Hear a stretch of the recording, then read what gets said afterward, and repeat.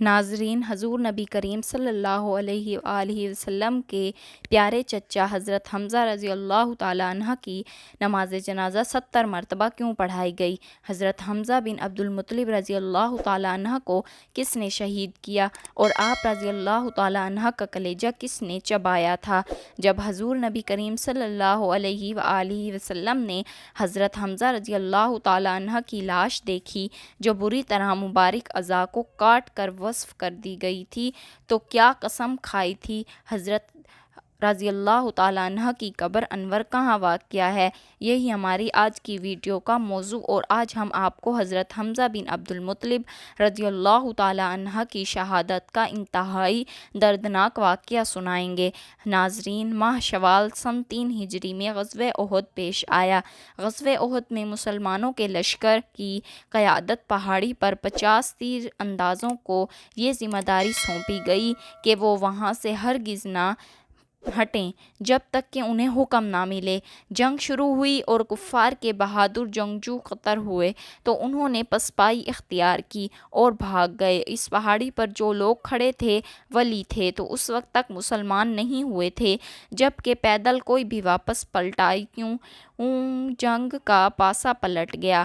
میدان جنگ میں حضرت حمزہ رضی اللہ تعالیٰ عنہ جس جانب نکلتے دشمنوں کی صفیں الٹ دیتے۔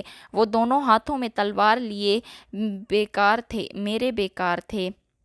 عطاۃ بن شرجیل کو قتل کرنے کے بعد صبا بن عبد الوضع غیسانی نے ان کے سامنے آیا۔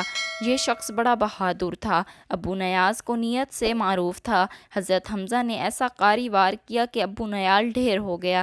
ناظرین، جنگ بدر میں حضرت حمزہ رضی اللہ تعالیٰ عنہ کے ہاتھوں قریش کے معزز گھرانوں کے بہت سے ذی وقار سردار موت کے گھاٹ اتارے گئے۔ مکہ سے سنتے ہوئے اپنے حبشی غلام وحشی بن حرب سے مخاطب ہو کر کہا، تم اگر جنگ میں حمزہ بن عبد المطلب کو قتل کر دو تو تمہیں آزاد کر دیا جائے گا۔ زبیر بن مطعم کا چچا تیمہ بن عدی جنگ بدر میں حضرت حمزہ کے ہاتھوں قتل ہوا تھا۔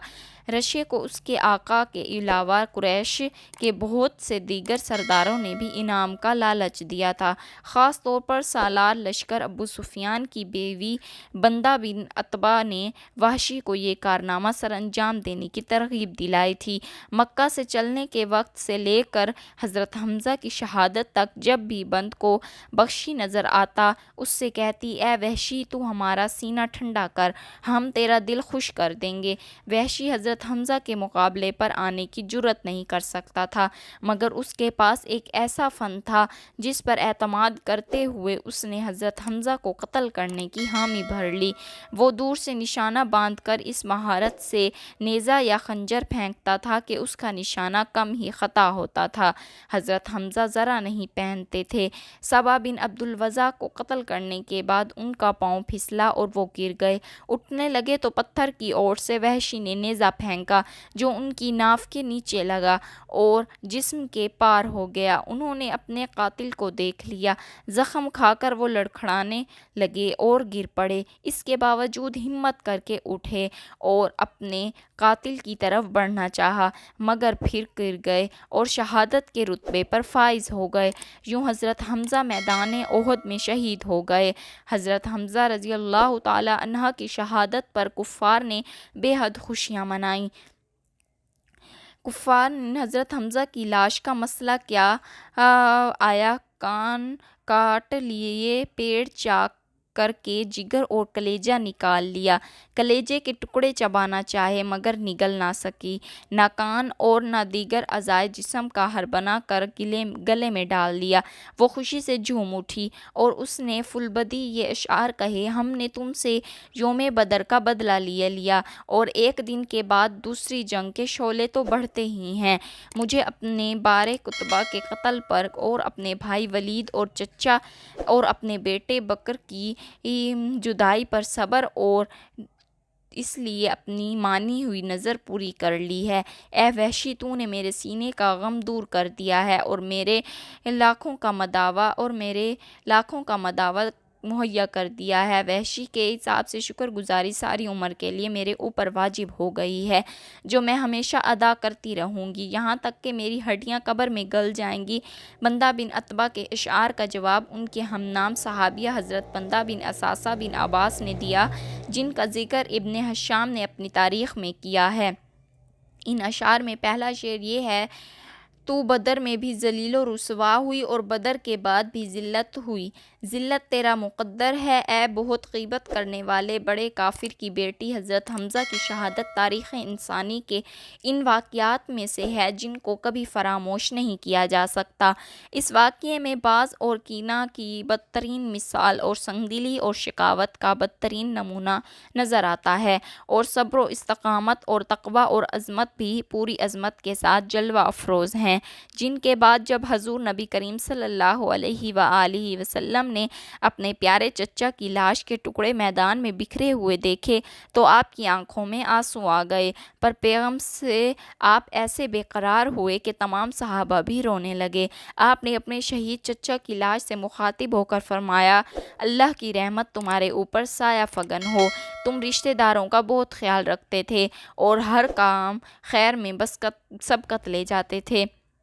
اگر مجھے پھوپھی حضرت صفیہ کے غم و رنج کا خیال نہ ہوتا تو میں تمہارے جسم کے ٹکڑے یوں ہی میدان میں چھوڑ دیتا تاکہ انہیں درندے اور پرندے کھا جائیں، تم قیامت کے دن انہی کے پیٹ سے اٹھائے جاؤ۔ اللہ کی قسم میں تمہارے بدلے میں کفار کے 70 آدمیوں کو مسلح کروں گا۔ حضور نبی کریم صلی اللہ علیہ وسلم کے اس ارادے پر اللہ تبارک و تعالیٰ کی طرف سے آپ کو وحی کے ذریعے تذکیر کی گئی، اور قرآن مجید کی سورۃ نحل کی آیت نمبر 126 میں اللہ تبارک و تعالیٰ نے ارشاد فرمایا: اور اگر تم سزا دو تو ویسی ہی سزا دو جیسی تمہیں اذیت پہنچائی گئی، اور اگر تم صبر کرو تو بلا شبہ صبر کرنے والوں کے لیے صبر ہی اچھا ہے، اور تم صبر کرو اور تمہارا صبر کرنا خاص اللہ ہی کی توفیق سے ہے۔ ناظرین، ابن کثیر امام القرطبی نے اپنی تفسیروں میں ان آیات کی شان نزول میں اس واقعے کو بیان کیا ہے۔ اس حکم ربانی کے بعد آپ نے ارادہ ترک کر دیا اور قسم کا کفارہ ادا فرما دیا۔ نہ صرف یہ بلکہ آپ نے مسئلے سے بھی سختی سے منع فرما دیا اور حکم ہوا کہ مسئلہ یعنی لاش کے ٹکڑے کرنا ہرگز جائز رہے، حتیٰ کہ باولے کتے کا بھی حضور نبی کریم اکرم صلی اللہ علیہ وآلہ وسلم کا دل سخت غمگین تھا۔ اس موقع پر اللہ تعالیٰ نے صبر کی تلقین بھی کی اور آپ کے زخموں پر مرہم بھی رکھا۔ آپ نے ارشاد فرمایا: مجھے جبرائیل علیہ السلام نے خوشخبری سنائی ہے کہ حمزہ بن عبد المطلب کو 7 آسمانوں پر اور جنت الفردوس میں اسد اللہ رسول لکھ دیا گیا ہے۔ حضرت حمزہ کی بہن حضرت صفیہ بن عبد المطلب جنگ کی خبر سننے کے بعد مدینہ منورہ سے احد کی طرف روانہ ہوئی۔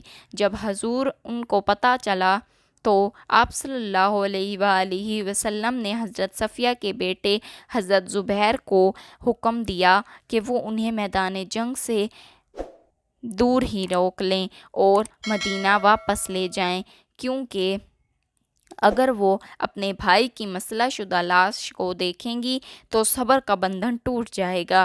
جب ان کے بیٹے نے انہیں واپس جانے کے لیے کہا تو انہوں نے فرمایا: میں اپنے بھائی کے بارے میں ساری خبر سن چکی ہوں، میں جانتی ہوں کہ یہ اللہ کی راہ میں دی گئی عظیم قربانی ہے، میں جاہلیت کے طور طریقوں سے متنفر ہوں، میں نہ بین کروں گی نہ گریبان پھاڑوں گی۔ چنانچہ حضور صلی اللہ علیہ وآلہ وسلم نے انہیں میدان میں آنے کی اجازت دے دی۔ جب عزیز بھائی کے جسم کے ٹکڑے بکھرے دیکھے تو آنکھوں سے اشکوں کا سیلاب جاری ہو گیا، مگر زبان سے اِنَّ لِلَّهِ وَإِنَّا إِلَيْهِ راجعون کے الفاظ ہی بار بار نکلے۔ پھر اللہ تعالیٰ سے التجا کی کہ اے اللہ، یہ قربانی تیری راہ میں دی گئی ہے، تو اسے قبول فرما۔ اس کے بعد حضرت صفیہ حضور کے حکم سے واپس مدینہ چلی گئیں۔ حضرت حمزہ کے جسم کے ٹکڑوں کو جمع کیا گیا اور کفن پہنا کر جنازے کے لیے صفوں کے سامنے رکھ دیا گیا۔ حضرت صفیہ نے جاتے ہوئے اپنے بیٹے زبیر کو 2 چادریں دیں اور فرمایا اپنے ماموں کو ان میں دفنا دینا۔ حضرت زبیر نے دیکھا کہ ایک انصاری صحابی شہید ہو گئے ہیں جن کے جسم پر معمولی کپڑے تھے۔ انہوں نے ایک چادر میں اپنے ماموں کو کفن دیا اور دوسری چادر سے انصاری صحابی کو کفن پہنایا۔ ایک روایت کے مطابق سب شہداء کا جنازہ ایک ساتھ ہی پڑھا گیا، جبکہ ایک دوسری روایت میں بیان کیا جاتا ہے کہ حضور صلی اللہ علیہ وآلہ وسلم نے سب سے پہلے حضرت حمزہ کا جنازہ پڑھا اور پھر ہر شہید کو باری باری لایا جاتا اور حمزہ کے سامنے رکھ دیا جاتا اور ہر ایک کی نماز جنازہ حضور صلی اللہ علیہ وآلہ وسلم کی اقتداء میں پڑھائی جاتی۔ اس طرح حضرت حمزہ کا جنازہ 70 مرتبہ پڑھایا گیا۔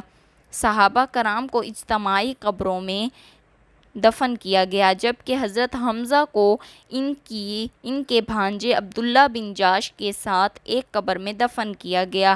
بعض روایات میں ملتا ہے کہ حضرت مصعب بن عمر کو بھی ان کے ساتھ ہی دفن کیا گیا۔ ناظرین، اگر آپ کو ہماری یہ ویڈیو اچھی لگی ہو تو چینل کو سبسکرائب کر دیں۔